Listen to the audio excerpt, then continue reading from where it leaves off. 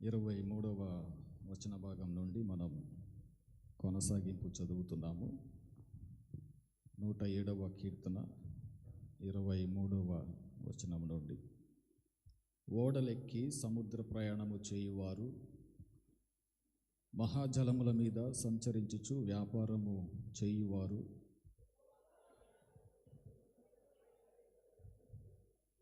ఆయన సెలవీయగా తుఫాను పుట్టెను, అది దాని తరంగములను పైకెత్తెను.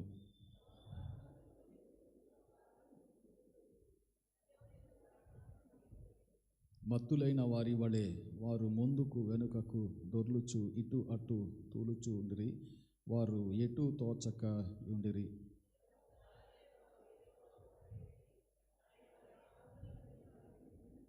ఆయన తుఫానును ఆపివేయగా దాని తరంగములు అణగిపోయెను.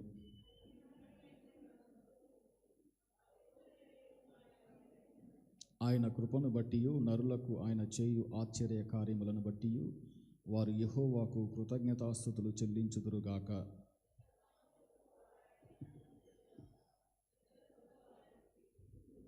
దేశ నివాసుల చెడుతనమును బట్టి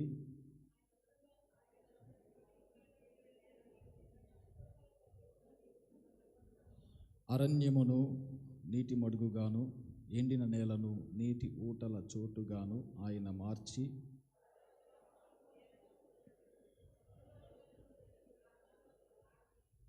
వాటి వలన సస్య ఫల సమృద్ధి పొందునట్లు ఆయన ఆకలి కొనిన వారిని అచ్చట కాపురముంచెను.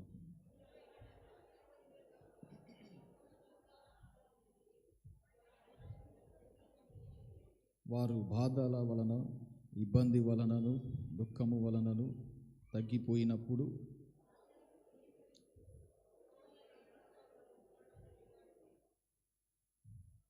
అట్టి దరిద్రుల బాధను పోగొట్టి వారిని లేవనెత్తను, వాని వంశమును మందమలే వృద్ధి చేసెను.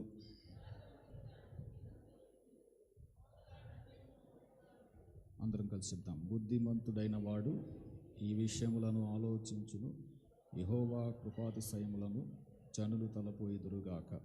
దేవునికి స్తోత్రం. హల్లెలూయా. అందరం కూర్చుందాము. చదవబడినటువంటి కీర్తన భాగములో మనం చూసినప్పుడు మనం గత వారంలో ధ్యానించినటువంటి 107వ కీర్తనకు ఇది కొనసాగింపు. ఈ కీర్తనలో మనకు దేవుడు చేసిన కార్యాలు భక్తుడు వివరిస్తున్నట్లుగా మనకు కనిపిస్తుందండి.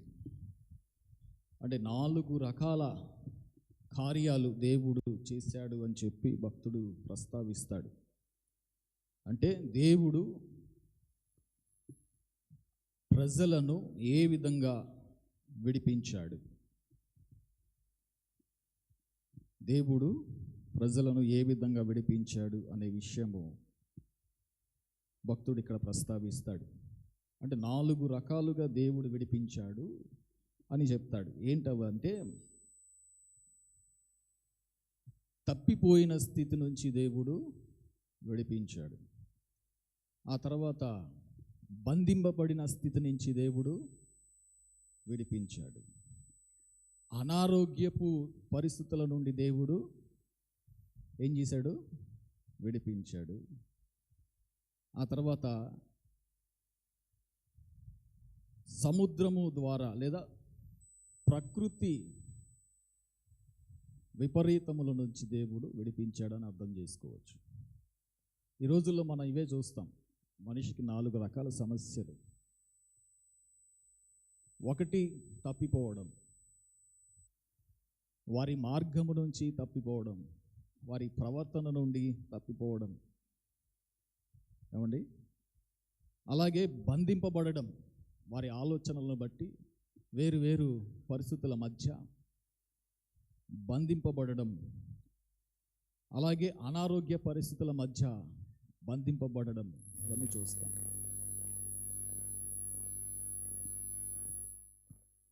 తర్వాత ప్రకృతి సహజమైనటువంటి పరిస్థితులు మనం చూస్తున్నాం. అనేక ప్రాంతాల్లో ఏమండి వరదలు, అలాగే మంచు పర్వతాల దగ్గర ఉన్న వాళ్ళకి కానీ లేదా ఇతర పర్వత శిఖరాల దగ్గర మంచు ఆ యొక్క కొండ చర్యలు విరిగి పడిపోయి అనేక మంది చనిపోవడం.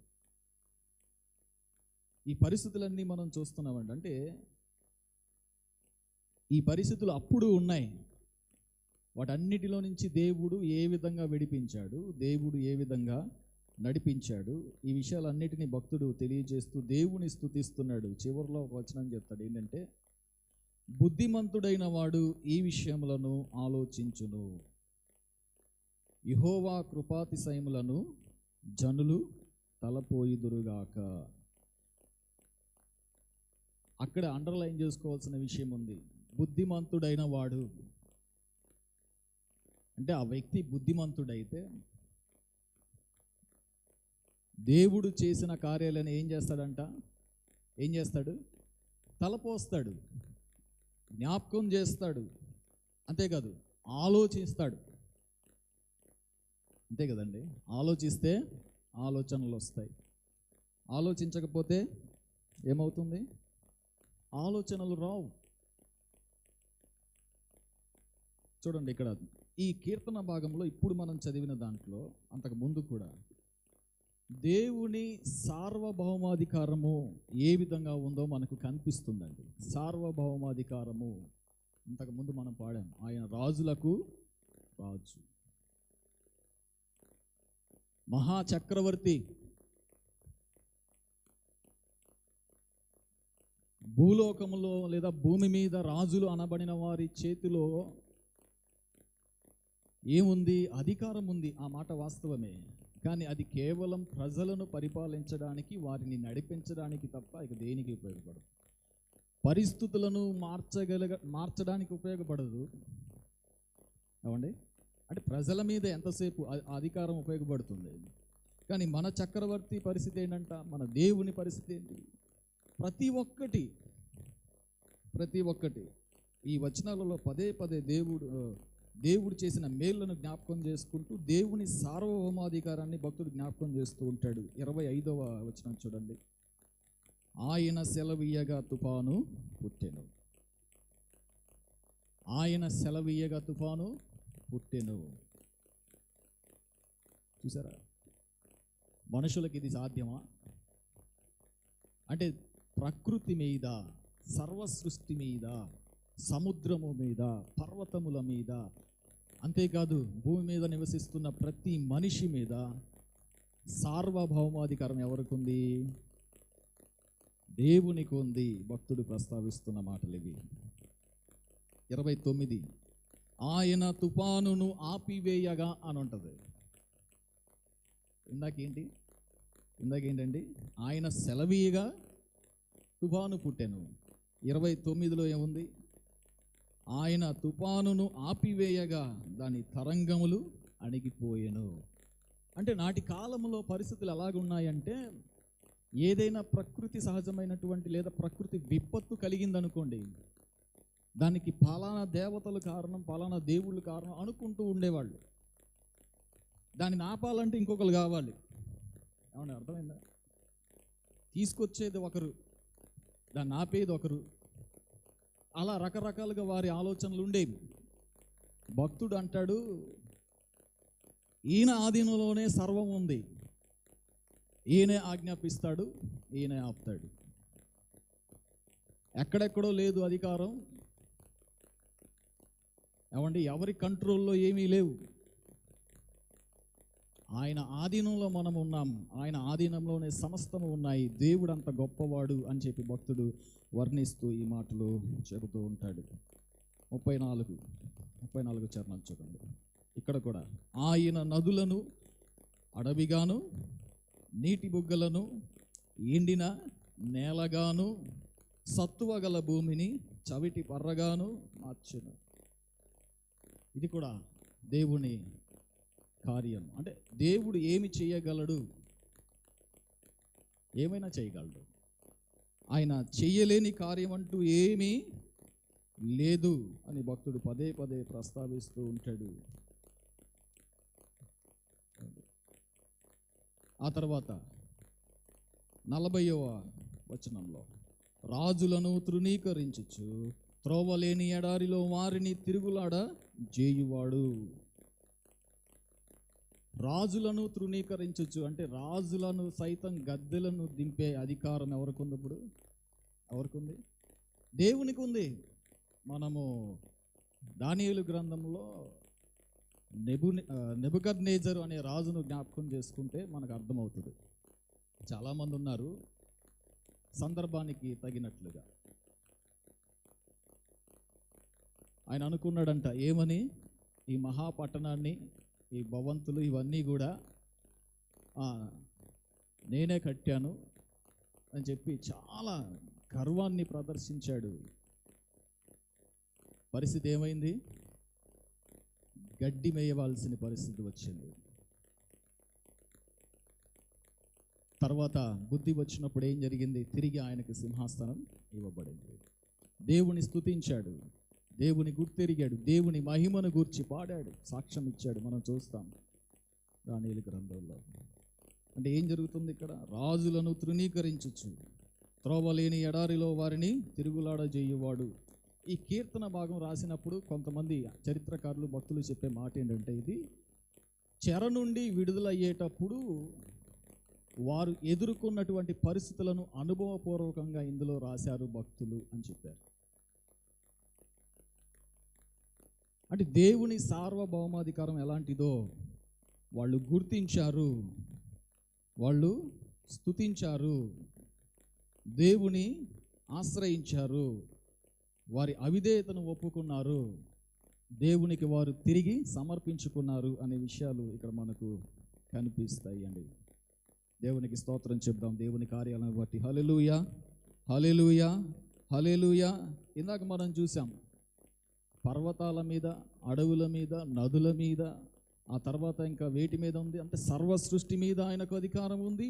అలాగే రాజుల మీద అధికారం ఉంది. ఆ మాటలో చెప్పాలంటే సకల సృష్టి మీద, ఏమండి, సర్వ జనుల మీద ఆయనకు అధికారం ఉంది.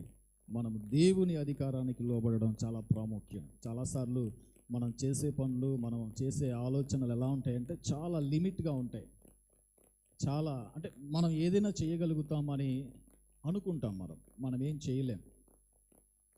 దేవుని కృప లేకపోతే, దేవుని సహాయం లేకపోతే, దేవుని కనికరం లేకపోతే, దేవుడు కనుక ఆశీర్వదించకపోతే మనం ఏమీ చేయలేమండి, ఏమీ చేయలేము. చూడండి, ఇప్పుడు దేవుని ఆశీర్వాదాలు అంటే దేవుడు ఏ విధంగా ఆశీర్వదిస్తాడనే విషయం కూడా కనిపిస్తుంది ఇక్కడ. 38 ఆశీర్వాదాలు ఆయన స్వాధీనంలో ఉన్నాయి, ఆయన చేతిలో ఉన్నాయి అనడానికి ఈ వచనం చూడండి. 38 మరియు ఆయన వారిని ఆశీర్వదింపగా వారు అధికముగా సంతానాభివృద్ధి పొందిరి, ఆయన వారి పశువులను తగ్గనివ్వలేదు.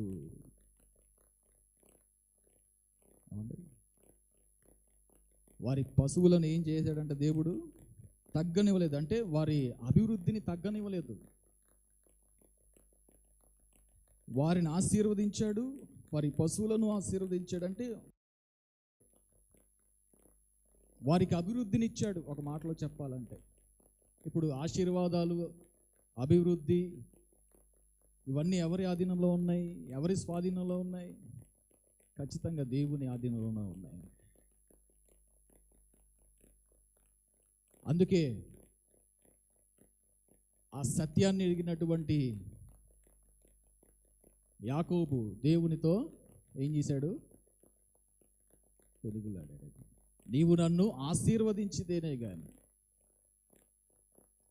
నిజమైన ఆశీర్వాదాలు దేవుని వద్దే ఉన్నాయండి. ఆయన మీద ఆధారపడడం చాలా ప్రాముఖ్యం. దేవునికి స్తోత్రం చెప్దాం. హల్లెలూయా, హల్లెలూయా, హల్లెలూయా. దేవుని సార్వభౌమాధికారాన్ని చూచినప్పుడు, దేవుడు మనకేం చేశాడో మనం చూచినప్పుడు, మన హృదయం ఎలా ఉంటుంది? ఖచ్చితంగా కృతజ్ఞతాస్తుతులు చెల్లించాలి అని అనిపిస్తుంది. కృతజ్ఞత చెప్పకుండా ఉండలేం. అందుకే భక్తుడు చివరిలో ఈ మాట అంటాడు, బుద్ధిమంతుడైన వాడు ఈ విషయములను ఆలోచించును, యెహోవా కృపాతిశయములను జనులు తలపోయుదురు గాక. మనం జ్ఞాపకం చేసుకోవాల్సింది ఏంటి తెలుసా? దేవుడు మన పట్ల ఏం చేశాడు, దేవుడు మన పట్ల ఏం చేశాడు. యేసుక్రీస్తు ప్రభు వారు మనకేం చేశారు? ఆయన మన వద్దకు వచ్చారు, మనల్ని విడిపించారు. ఈ 4 రకాల నుంచి ఆయన విడిపించారు. ఏంటవి? వ్యక్తిగతంగా తప్పిపోయిన పరిస్థితిలో ఉన్నప్పుడు ఆయన సరి అయిన గాడిలో పెట్టడానికి మన వద్దకు వచ్చి మనల్ని రక్షించాడు. రక్షణ మార్గంలోనికి మనల్ని నడిపించాడు. పాపము చేత బంధింపబడిన స్థితిలో ఉన్నప్పుడు ఆయన తన శిలువ రక్తము చేత మనల్ని విడిపించాడు. సువార్తల్లో మనం చూస్తాం దేవుడు చేసిన, యేసు ప్రభు వారు చేసిన అద్భుత కార్యాలు. ఏ విధంగా విడిపించారు, ప్రజలను ఏ విధంగా స్వస్థపరిచారు. ఆ మాటకు వస్తే మనల్ని స్వస్థపరచలేదా? ఎవరికి వారుగా ఆలోచిస్తే మన జీవితాలలో ఆయన చేసిన కార్యాలు అనేకములు కదా. మనల్ని ఆయన స్వస్థపరిచాడు, బాగు చేశాడు, నడిపిస్తున్నాడు, నెమ్మదిగా ఉంచాడు. ఈ మాత్రం కాస్త సమాధానంతో ఉన్నామంటే, దేవుని మందిరంలోనికి వచ్చి ఆయనను స్తుతించగలుగుతున్నామంటే ఇది కూడా దేవుడు మన పట్ల చేసిన కార్యము. ఇది ఆయన కృప. అందును బట్టి దేవునికి స్తోత్రం చేద్దాం. హల్లెలూయా, హల్లెలూయా, హల్లెలూయా. కృతజ్ఞత నిండిన హృదయాలతో మనం దేవుని అనుసరించడం, దేవుని మీద ఆధారపడడం, దేవుడు మన పట్ల జరిగించిన కార్యాలను జ్ఞాపకం చేసుకోవడం ఎంత ప్రాముఖ్యమో భక్తుడు ఇక్కడ తెలియజేస్తున్నాడు. ఏమంటాడంట? 43వ చరణం, బుద్ధిమంతుడైన వాడు ఈ విషయములను ఆలోచించును. ఆలోచించును అంటే ఆలోచించు, think, remember and give thanks. ఆలోచించు, దేవుడు చేసిన కార్యాలను ఆలోచించండి, జ్ఞాపకం చేసుకోండి. ఆలోచిస్తే దేవుడు ఏం చేశాడో మనకు జ్ఞాపకంకి వస్తుంది. మనం ఎలాంటి పరిస్థితుల్లో ఉన్నప్పుడు ఆయన విడిపించాడో, ఎలాంటి పరిస్థితుల్లో ఉన్నప్పుడు ఆయన మనల్ని బాగు చేశాడో ఇవన్నీ మనకు అర్థమవుతాయి. ఆలోచిస్తే మనకు జ్ఞాపకం వస్తుంది. జ్ఞాపకం వస్తే మనం ఏం చేయాలి? ఇప్పుడు కృతజ్ఞతాస్తుతులు చెప్పాలి. దేవునికి స్తోత్రం చేద్దాం. హల్లెలూయా. కాబట్టి దేవుని కార్యాలను గురించి ఆలోచిస్తూ దేవుని మీద ఆధారపడదాం. ఆయన కార్యాలను గురించి ప్రకటిద్దాం, ఆయన సాక్షులుగా జీవిద్దాం. దేవుడు అలాంటి కృపను మనందరికీ అనుగ్రహించునుగాక. ఆమేన్. ప్రార్థన చేసుకుందాం. పరిశుద్ధుడు అయిన మా దేవ, మీ ఘనమైన విలువైన శ్రేష్ఠ నామములో స్తుతులు స్తోత్రములు తెలియజేస్తూ అయా మీ పాద సన్నిధికి వస్తున్నాం.